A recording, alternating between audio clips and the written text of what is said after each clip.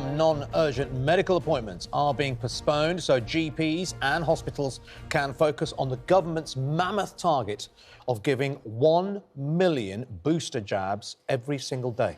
But is it right to put other health issues on the back burner? Joining us now is consultant surgeon Professor Marion Thomas, who thinks volunteers should be giving the jabs, as GPs have more important work to be getting on with.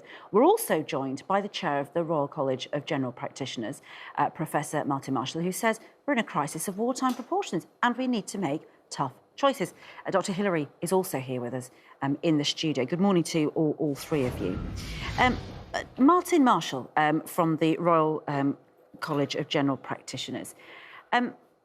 Doctors get paid, don't they, per jab? Perhaps £15 or £30. And then you have volunteers. Is the financial benefit to doctors one of the reasons you think that GPs should be doing this? No, it certainly isn't. Doctors do get paid so that we can provide the service, but the most important thing is getting the jabs done. So general practices around the country are stepping back into the vaccination programme at the request of the Chief Medical Officer, Chris Whitty, and Secretary of State. And we're doing so because general practice is really good at doing this. We've got a lot of experience, a good track record of delivering mass vaccination programmes. We delivered 75% of the vaccinations in the primary programme, and without general practices involvement, we're simply not going to hit the very, very ambitious target of 1 million jabs a day. Marion Thomas, Professor Marion Thomas, what's the matter with that? We need all hands on deck. That must include GPs as well as volunteers. OK, so the problem is there's a convergence of two crises. The first one is, as Professor Marshall has explained, we need more volunteers. But the other thing is, there is, of course, a cancer backlog in this country. The National Audit Office reported recently that there are 700,000 undiagnosed cancers in this country. The only way to pick those up is to continue with consultations with the GPs, either virtual or face-to-face, and for patients to be given the opportunity to declare red flag symptoms. And I would say that that is equally important to the vaccination programme. We do have vast numbers of volunteers. Professor Marshall said 75%. According to the internet, it's 50%. GPs were involved in giving vaccinations. During phase 1 and phase 2, there were 300 vaccine centres run by 9,000 volunteers. Amanda Pritchard has been reported this morning to have asked for tens of thousands of more volunteers. And I think the emphasis should be on recruiting volunteers as well as keeping GPs doing their very, very important job of picking up red flag symptoms and coping with the cancer backlog. And that's the point, isn't it? That things are only not urgent until they become urgent, and GPs are often a firewall. And Martin Marshall, it's been quantified that there have been thousands of extra deaths in this country that are not COVID-related.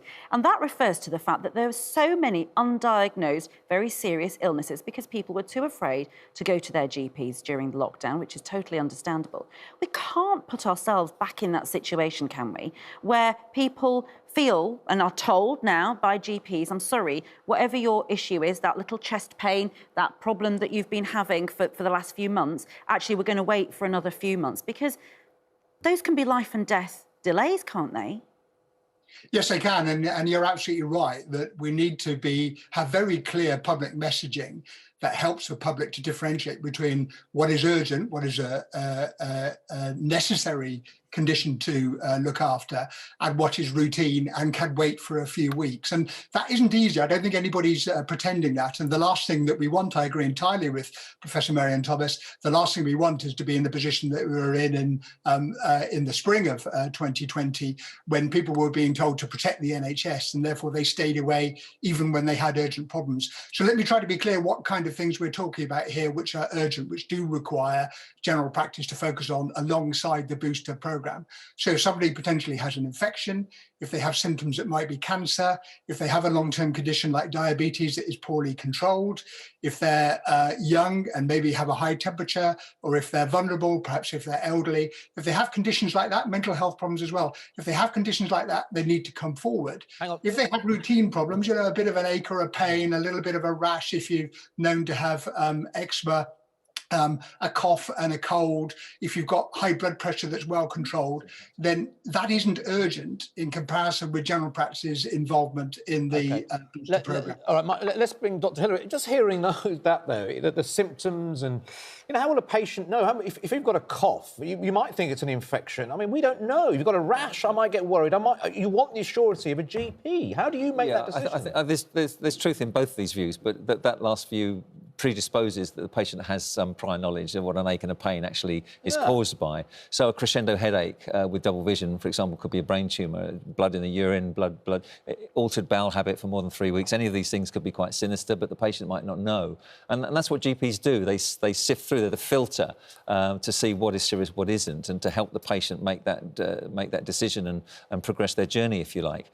GPs can't be in two places at once. That's the problem. We're asking them to do all the other things, that the cancer that hasn't been diagnosed and everything else, people in pain, desperate to try and see their GP for the last few months.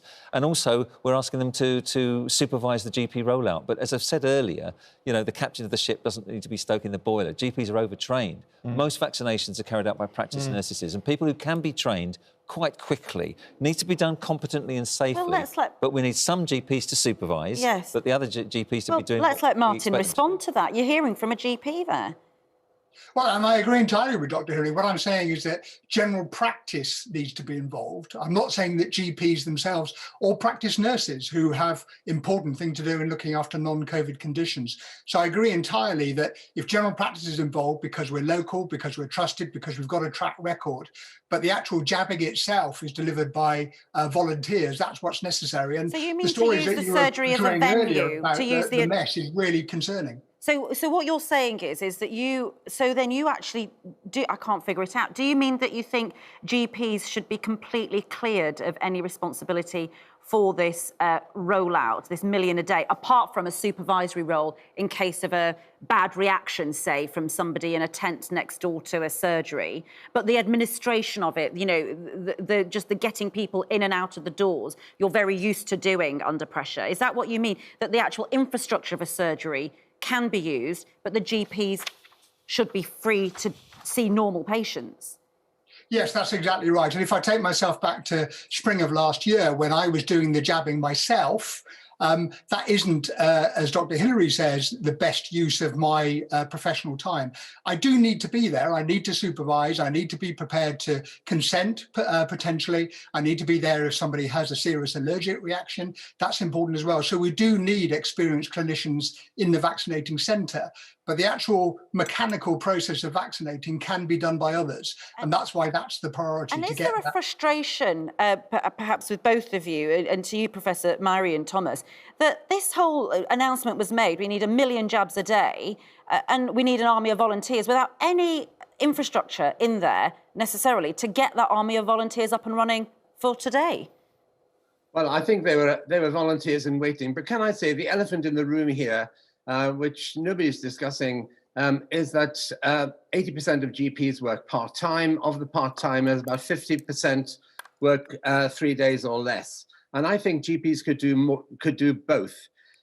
For example, GPs have lost a huge amount of public trust during the pandemic because there'd been difficulty with access to consultations. Sajid Javid has given £250 million to improve services in general practice. I would suggest to Professor Martin Marshall that the way for GPs to restore their trust would be, for example, to offer to do 1 or 2 extra sessions every week to get us over this bump, and for GPs to run both vaccinations and to carry on with their practices, to diagnose, to help with this backlog of cancer cases.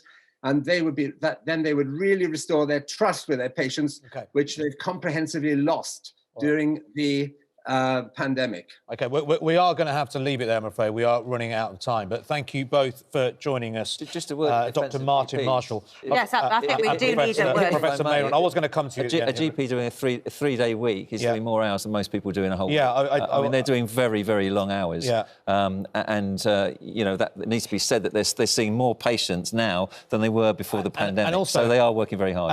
And I'm reminded of the fact, not so long ago, the Health Secretary was asking GPs to go above and beyond now and sacrifice the health of their own patients. Not so long ago, he was accused of naming and shaming GPs with his idea of league tables, and now he needs those GPs on side. Certainly does. I mean, it's extraordinary.